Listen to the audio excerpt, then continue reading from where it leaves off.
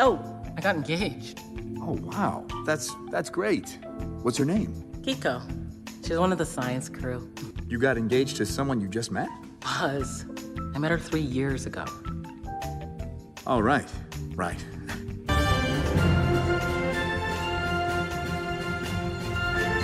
Whenever you do something about representation or diversity or whatever, there's always pushback. How would you counter that, I suppose? Well, I mean, the real truth is those people are idiots. I would say to those people, just like with Buzz, refurbish your idea of tradition.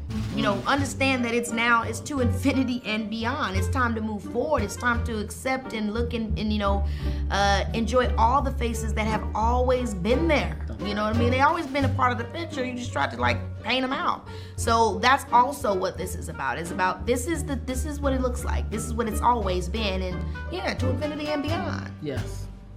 If you've been paying attention to these kids' movies that are continually and spectacularly flopping, many of them are coming out of the company Pixar.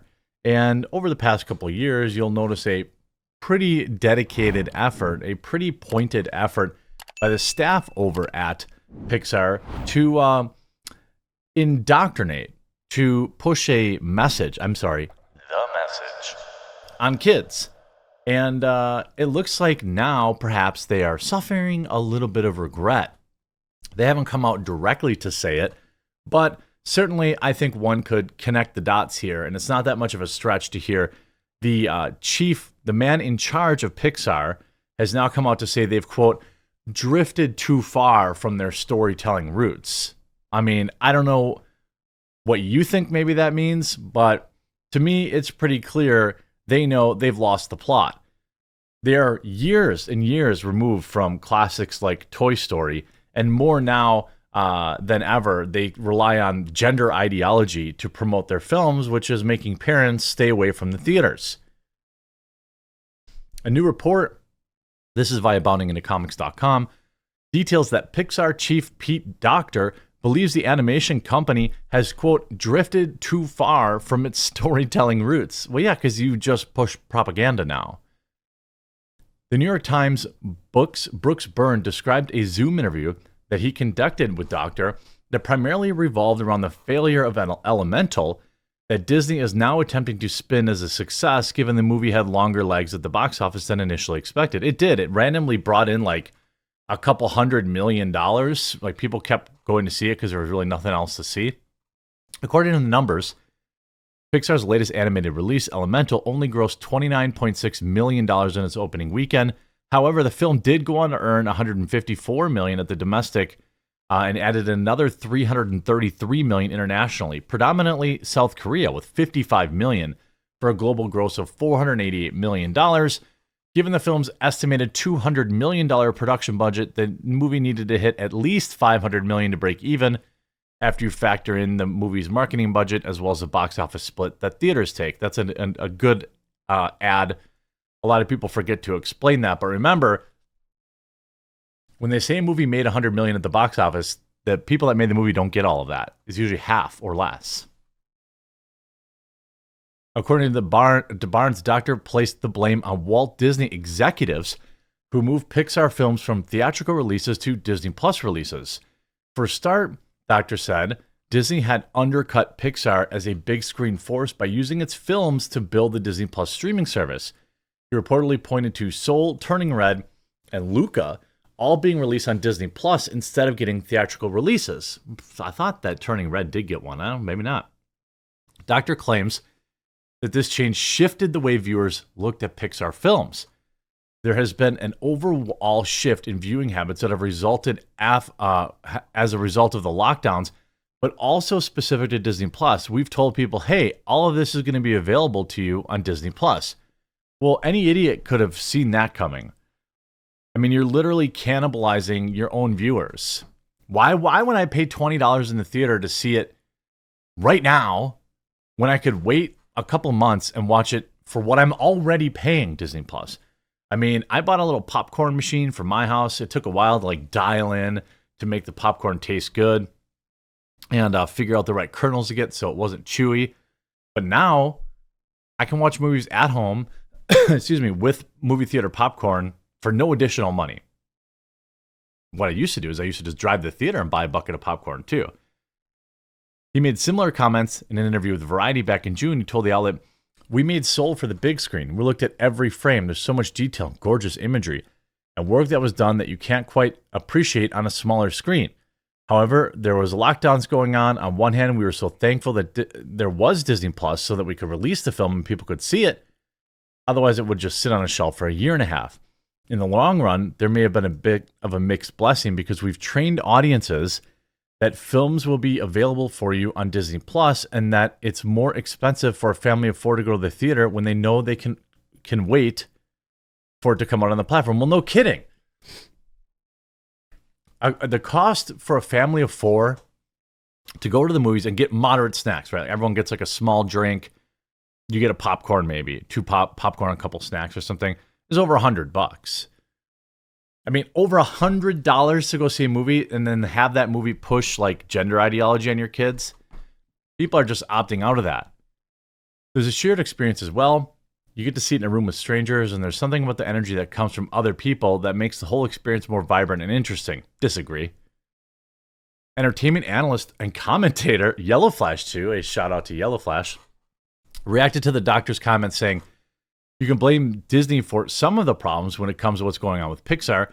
I'm sure Disney mandated that they need to tell certain kinds of stories and that they need to include certain kinds of material. However, it's Pixar that got to write the story and make the film. They can choose to find ways to make all these things entertaining, and they don't," he asserted. "Pixar lately would rather tell you a story about ideology than entertain you, and that's part of the reason why they've fallen so far down the hole." That I 100% agree with. I mean, parents are now where you used to have a scenario where a new Pixar movie would come out and you would just be like, "Oh yeah, great. This is family friendly. I could take my kids to go see that. They're going to love it. I'm going to buy the DVD and it's going to be on repeat in my house for months and months and months, driving me insane." Now it's like, "Oh, this is a story about a bear getting a period," or "This is a story about gender identity or non-binary this or that," or "Oh, the first female and female kiss on a kid's movie like Lightyear." All this kind of stuff. And like parents just are like, "I'm not going to see it. Maybe if it's on Disney Plus." I still think a lot of people still subscribe to it, even though Disney Plus is hemorrhaging cash. But you see Pixar chief slams Disney Plus for Elemental's poor opening box office weekend. I don't know about that. Movie looked dumb. It looked like just completely forgettable dreck. See, Elemental was close to being one of Disney's biggest flops in 2023 and one of Pixar's biggest stumbles in its entire history. Fortunately, the film managed to reverse performance it had during its opening weekend, exponentially improving its numbers. However, the situation of the latest Pixar releases is not good. And the Pixar boss blames it on Disney Plus. Well, you could see future Pixar movies have a major problem, despite Elemental's $490 million box office recovery. Now, again, that recovery is misleading. I guess it's still a huge recovery. You go from losing 200 to 300 million to only losing 50. I'd say that's a pretty big win. You see, Elemental made a spectacular comeback after its disappointing opening weekend, but Pixar still has a lot of work to do going forward. The Disney studio hasn't had a lot of luck with its films recently, and it had hoped that their element-based themed romance would turn this all around. Unfortunately, Elemental's opening weekend made it look as if the film would be a box office tank, which would be especially bad news for Pixar as other failures. Thankfully, the studio's most recent movie made a surprising recovery. Still, Pixar can't count on this for all future projects. I mean, overall, Elemental was an outlier. You can see Elemental wasn't the start of Pixar's box office problems. The pressure on Pixar might be different if Elemental was the studio's first project with disappointing opening weekend. However, Lightyear in 2022 only brought $50 million when it hit theaters. But unlike Elemental, it never managed to turn those numbers around, and the film has a worldwide gross of only $220 million, considerably lower than Elemental, and it's considered a critical failure as well as a box office bomb. Other Pixar features were relatively well received by audiences once they started streaming on Disney+, but audiences didn't seem to think it was worth it to turn up to theaters. Onward in 2020, which holds an impressive 95% audience score, only managed $140 million gross. Overall, these numbers reveal that Pixar is consistently missing the mark when it comes to predicting what stories will get audiences to buy tickets, something they used to get right consistently. Well, you know why that was? Is because they were focused on making good movies and good stories, not, pushing gender ideology and saying, this is the first movie ever to have a woman do this or a non-binary do that. You can see part of the reason for Pixar's failure is doing the simultaneous releases, which I agree.